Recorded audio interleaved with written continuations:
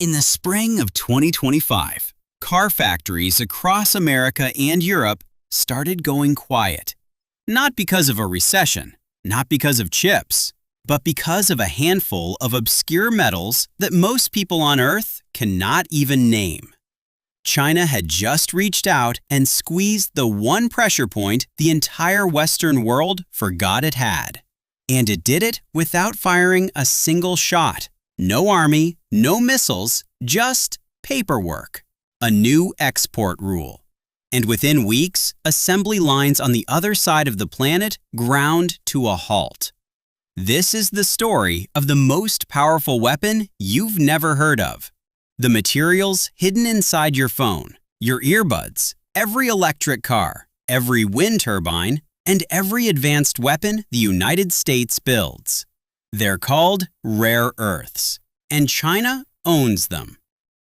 By the end of this video, you'll understand what these metals actually are, how China ended up controlling almost the entire global supply, the time it already pulled this trigger and won, the 2025 crisis that quietly terrified the Pentagon, and whether the West can ever break free. So let's start with the metals themselves, because there's a lie hiding right in the name. Rare earths are a group of 17 elements with strange sci-fi names: neodymium, dysprosium, terbium. Their superpower? You can turn them into the strongest permanent magnets ever made. Tiny magnets that hold their force forever, without any power source. And those magnets are the beating heart of the modern world. The motors in electric cars, the generators in wind turbines, the speakers in your headphones, the guidance systems in missiles. So they must be incredibly rare, right? Here's the twist. They're not. Most of them are more common in the Earth's crust than gold, some as common as lead. The catch isn't finding them. It's that they're scattered in tiny concentrations, tangled together, and pulling them apart is brutally difficult, wildly expensive, and toxic enough to poison entire rivers. And that's exactly the gap China walked through. Because while the West decided this dirty, low-profit work wasn't worth the trouble, China spent decades quietly cornering every single stage of it. So let's talk about just how total that grip is. China controls somewhere between 60 and 70% of the world's rare earth mining. But mining is the easy part. The real chokehold is in processing, turning raw ore into usable material. And there, China controls around 90%. For the finished magnets, over 90% again. The United States, by contrast, imports more than 95% of the rare earths it uses. And the wild part? This dominance is recent. As late as the 1980s, China barely produced any rare earths at all. Today, a single colossal mine in Inner Mongolia anchors the whole empire, and China sits on nearly half of all the world's known reserves. In one generation, it went from nobody to the gatekeeper of the modern age. And here's the detail that traps everyone. You can dig a new mine anywhere on Earth: Australia, America, Africa. But the only factories that can actually process that ore into magnets are in China. So you mine your rocks, ship them across the world, and they still end up in China anyway. The mine is not the weapon. The factory is. And rare earths aren't even China's only mineral card. Back in 2023, it restricted exports of gallium and germanium, two metals critical to making the very chips we've been talking about. And it isn't only America in the crosshairs. Europe is every bit as hooked, leaning on China for the overwhelming majority of its supply too. This is a strategy, not a one-off. Now, here's where it stops being about gadgets and becomes about national survival. Because rare earths aren't just in your phone. They are packed into the most advanced military hardware on the planet. And the numbers are genuinely staggering. A single F-35 fighter jet contains over 900 pounds of rare earths. A Navy destroyer? Around 5,200. And a single Virginia-class submarine needs roughly 9,200 pounds, more than 4.5 tons of these materials. They're in Tomahawk missiles, in Predator drones, in the guidance kits that turn ordinary bombs into smart bombs. And almost every ounce of it traces back to China. Think about that. The country America may one day have to confront makes the magnets inside America's own weapons. And it controls the tap. If that sounds like a theory, it's not, because China has already done this once before. Rewind to 2010. A Chinese fishing boat collides with Japanese patrol vessels near a cluster of disputed islands, and a diplomatic fight erupts. China's response? It quietly choked off rare earth exports to Japan for about 7 weeks. Prices exploded. Japanese industry panicked. It was the world's first taste of the weapon, a clear, unmistakable warning shot.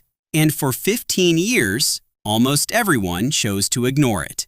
Until 2025, when China fired it again, this time at the United States. In April 2025, just days after Washington slapped a wall of new tariffs on Chinese goods, Beijing hit back with surgical precision. It imposed export controls on 7 heavy rare earths and the magnets made from them. Exports collapsed almost overnight. And just like that, the warnings became real. Car makers couldn't get their magnets, and some, including Ford, were forced to cut production at their plants. The factories went quiet. Then, in October, China escalated in a way that stunned trade experts. It announced that any company anywhere in the world would now need Chinese permission to export a magnet containing even a trace of Chinese rare earths, even just 0.1%. For the first time, China's rules reached across borders into other countries' factories, mirroring the exact same playbook the US had been using on China's chips. A month later, after a high-stakes meeting between the two presidents, China hit pause, suspending that newest wave for a year. But notice the word, pause, not cancel. The weapon wasn't put away, it was just set back down on the table, loaded. So what is the West actually doing about it? Scrambling, fast, and very late. The crown jewel of the fightback is a single mine in the California desert called Mountain Pass, the only operating rare earth mine in the entire United States. In 2025, the Pentagon did something almost unheard of. It bought a $400 million stake in the company that runs it, becoming a major shareholder to lock down supply. The Defense Department has set a goal to build a complete American mine-to-magnet supply chain by 2027 and signed a critical minerals pact with Australia, home to the biggest processing plant outside China. But here's the brutal reality. China produced around 300,000 tons of these magnets in a single year. America's flagship producer is aiming for roughly 1,000. That is not a gap. That is a chasm. And it will take many years and a fortune to even begin to close. And that leads to the uncomfortable truth underneath this entire story. The West didn't get ambushed. It built this trap with its own hands, happily outsourcing the dirty, dangerous, unprofitable work for decades because Chinese rare earths were just so cheap. It traded a little bit of leverage over and over until one day it looked up and realized it had handed away almost all of it. And now look at the pattern across everything we've covered. The one machine that makes the chips, the one island that builds them, the superpower racing to escape, and now the invisible metals that all of it secretly depends on. The modern world runs on choke points, and the West controls fewer of them than it ever wanted to admit. So here's what I want from you in the comments. Be honest. Should the West pay any price? Higher costs, dirtier mines, billions in subsidies to rip itself free of China's grip on these metals? Or is cheap dependence just the unavoidable price of the modern world? Okay, I've made you nervous enough for one video, so let me leave you with something completely different, and honestly, a lot more fun. Did you notice something across this whole series? One tiny country keeps showing up. The machine that makes the world's chips? Dutch.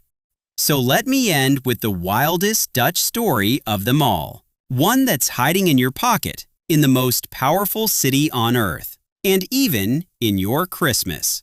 Because New York City, Wall Street, Brooklyn, Harlem was originally built almost entirely by accident by the Dutch.